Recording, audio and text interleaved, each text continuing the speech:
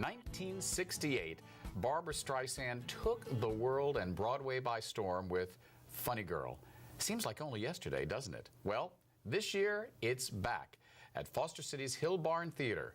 Funny Girl. With us, the artistic director and the director, Dan Demers. Welcome. Thank you. I'm so glad to be here. Thank you. So, what made you think about doing Funny Girl?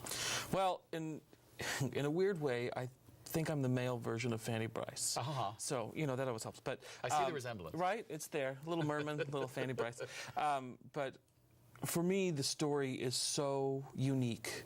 You have a leading lady who's a comic. Usually you get the ingenue type and the one that, drives the story through romance.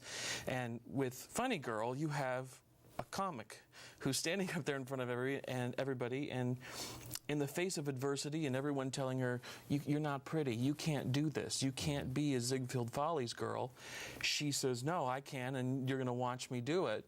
And she does it. Do you think there is, this is probably too philosophical, but there is some of that, you know what, I'm not going to let people get me down, sort of gay affection for that show? It's like, as a gay boy, I was told I can't do this. I can't play sports. And I saw Funny Girl, I was like, wow, she's just like me. Yeah. Yeah, I think that's a brilliant parallel philosophical statement about that. She's, for young gay men or gay men in general, Barbara, it's Barbara. It's Barbara. It's Barbara. And, yeah. And she, in that film and in the Broadway, she elicited this empowerment for the underdog to say, you can tell me I can't do it, but I'm still going to do it because I believe in myself. And, she got the whole song, I'm the greatest star. So you have this dichotomy between the world is telling you can't do it and what you feel, right? And what you can do. Now, with a show like Funny Girl, which is so associated with Babs. Yes, right? She is, yeah.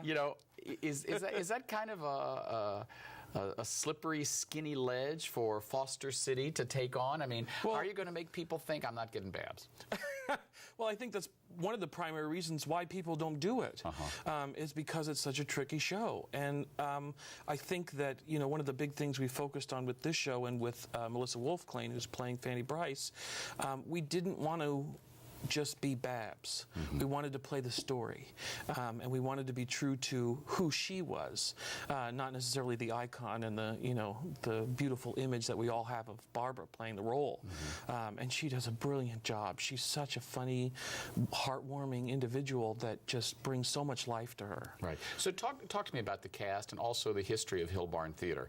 I think for people in Northern California, they think, wow, there's really not theater outside of maybe the big cities, but Foster City's got Hillbarn, and it's yours. Yeah. So we're right between the two powerhouses, Theater Works and all the theaters up here in the city. We're nestled right on the peninsula in Foster City. There's 19 people in the cast. We chopped it down and kind of narrowed it, so there's a lot of people playing different roles to just kind of help the fluidity of the show. Hillbarn got its start in Belmont.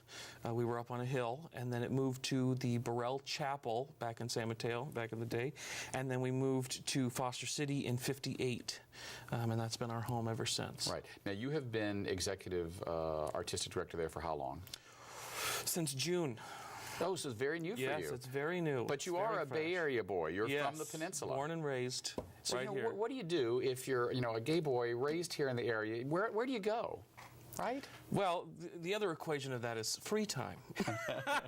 But, the peninsula is so full and rich of life, and the gay community is so accepting and warm, and there's all these different avenues and places that you can go and, be social or experience the arts or theater. So it really has changed. I moved here 28 years ago, and I remember the first time I went to Belmont to have a date with a boyfriend, and I was like, wow, Belmont, I never heard of this. I had my own kind of perception that gay life was all in San Francisco, and it's not the case. No, not at all.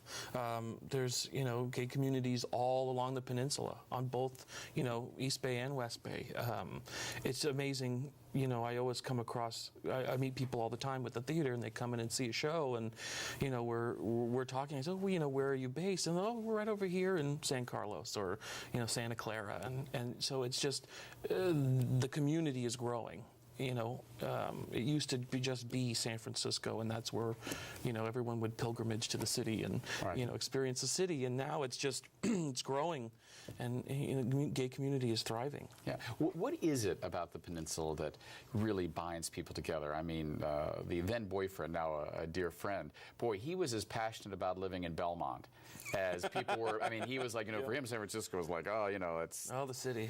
Yeah, I mean, there is a passionate devotion to the peninsula. And do you think that's shared among the gay community? It's not just, we moved here because it's cheaper than the city?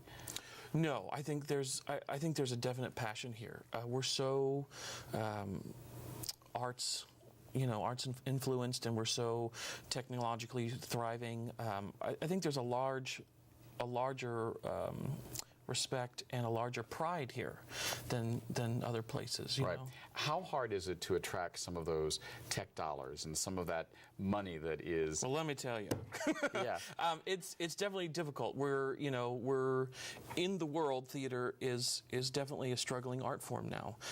The tech community is thriving and keep going, and we're struggling between this, notion of almost an ADD nation where we're always on our phones and we're always, we're constantly assimilating and trying to gain new knowledge or watch videos or Facebook or Twitter or whatever it is. Right. And we How lost do you get people to sit for 2.5 hours and in watch a theater a with show no phone about someone from 1904? Yeah, you know what I mean? And there's no phone, and you have to sit there and have a communal relationship with people in the room with no electronics. You're just being drawn in. And I think that comes from great art. And I think that comes from allowing people to experience something they haven't seen or haven't been a part of, and really showing them that, it's okay to put your phone down and spend some time and watch people give you one of the greatest gifts, which is themselves performing. And you can't rewind them or forward them. You can't. There's no pausing. Yeah. It's live. So besides Funny Girl, what do you got coming up this season, and what do you've been there now less than a year. Yes. What do you want to bring to the community of Foster City and the Peninsula as far as theater? And, what are your plans? That's a loaded question. I know. So let me tell you the season.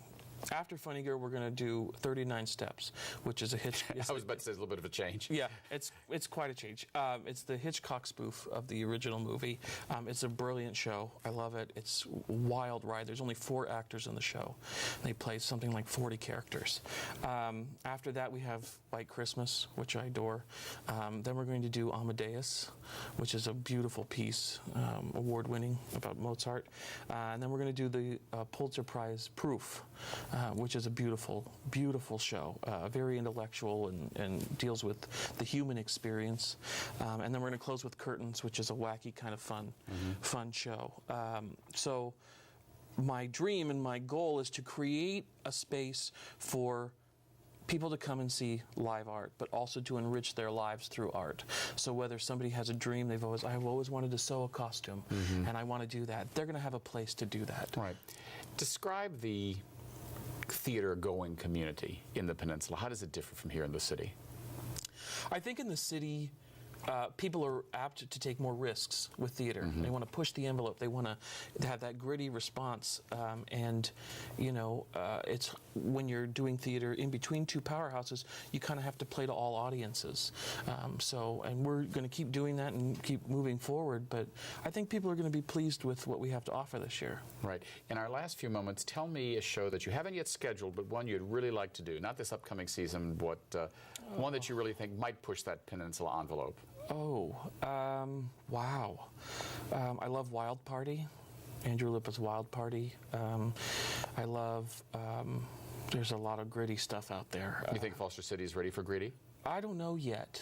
Hopefully I'll help them take that bridge. Right. All right. Well, we'll come back to you and we'll see if we got some gritty stuff at Hillbarn. Yeah, that'd be great. I'd love to. Thank you. We've been speaking with Dan Demers from Foster City's Hillbarn Theater. I'm David Perry. Thank you for tuning in every week to 10%.